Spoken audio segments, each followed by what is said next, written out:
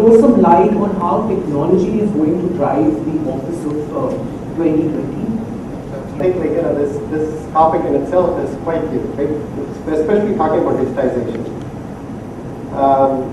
Technology is there and is ever expanding, and primarily I think the kind of complexity in technology is definitely going to be driving this industry. CEO speaks about the importance of the value the people bring to the table, and HR manager is the guy who's solely responsible to get those people on board. But in India, there are hardly any organizations with HR on the board. So in 2020, do you think there's a slight possibility for such a huge transformation to take place in mindset and invite HR on the board? Happens today, and I think you already see the HR presence in the boardroom, because when I look at companies today, when I look at the board themselves, and I'm sure most companies follow this, if not they should. Board does not make decisions on a quarterly basis without the HR input taking place. So the chief people officer or whatever the designation is, that the person holds in the company does have a say in the matter. When it comes to talking to the board and presenting the facts to the board, and basically the board incorporating that individual's inputs into the overall functioning of the company. Whether there is a distinct seat available on the board, maybe not yet, for sure. But board decisions are not done in isolation. So to that extent, I say that HR is definitely part of that decision-making activities there within the organizations.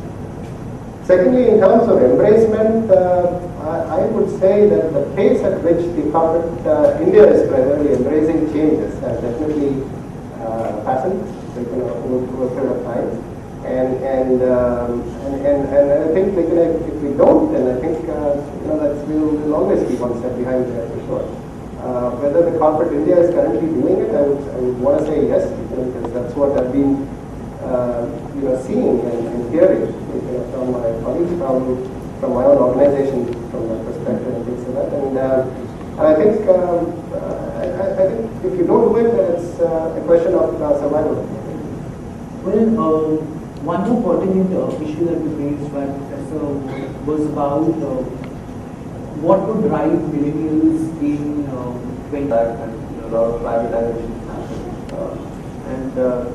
Like KBS Telecom, a few other new age industries, I would call still financial services new age industry.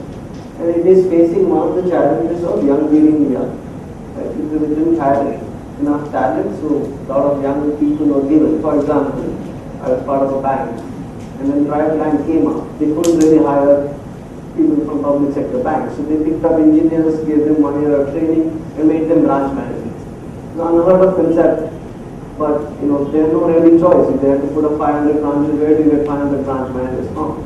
So they kind of created some innovation and tried certain things which worked. Over a period of time, you can see those branches functioning as good or possibly better than. What, according to you, would be best practices that can be introduced in 2020?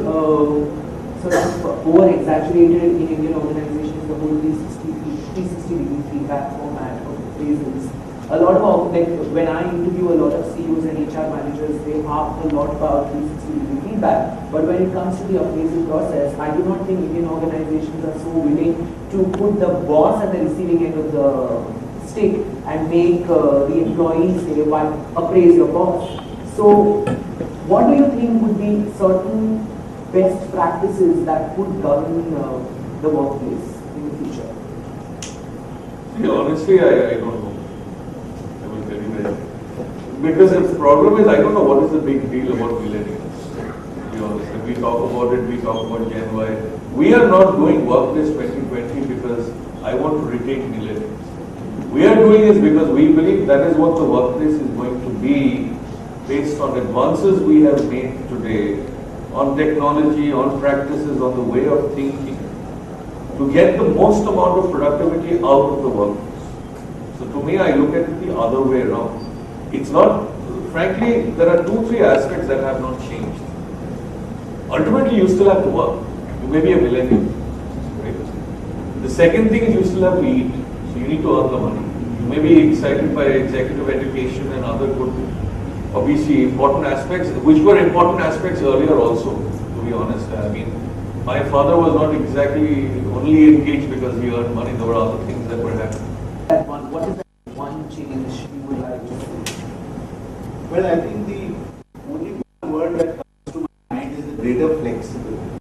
Because there's no one way of doing anything. As we say, there's no magic answer. There are no panaceas. There are no buttons to press saying this will transform like that. It's a constant evolutionary process, and I think the one word that organizations need to have is the idea of being flexible, changing circumstances, depending on their ecosystem, their business data. So the one thing I'd like to see when I walk in on first, also first January, generally we like to take a holiday, and I think we should also that, so we'll enter on 2nd January. No, but then Okay. from sitting at home, many Yeah. days are not in the office, So, right? when you log into office rather than walk into office. So anyway, I think on 2nd January when I log into office, I want to see the organizations being more flexible. Mr. Manish? I hope in 5 years from now that 3 hours on the road. No, but I hope and pray. And I come From the expert members on the panel, it's evident that amidst all the talks about technology and digitalization and millennial aspirations, the crux that gives corporate India an edge, competitors, is clearly what we stand for, hard work and the way corporate India and its employees approach work. Hopefully the foundation that has been laid, that shouldn't be shackled, but at the same time, new changes have to be adopted and adapted to, and organizations that are averse to change and are not agile will definitely bear the brunt. So thank you panelists for this very insightful session, and thank you for your time.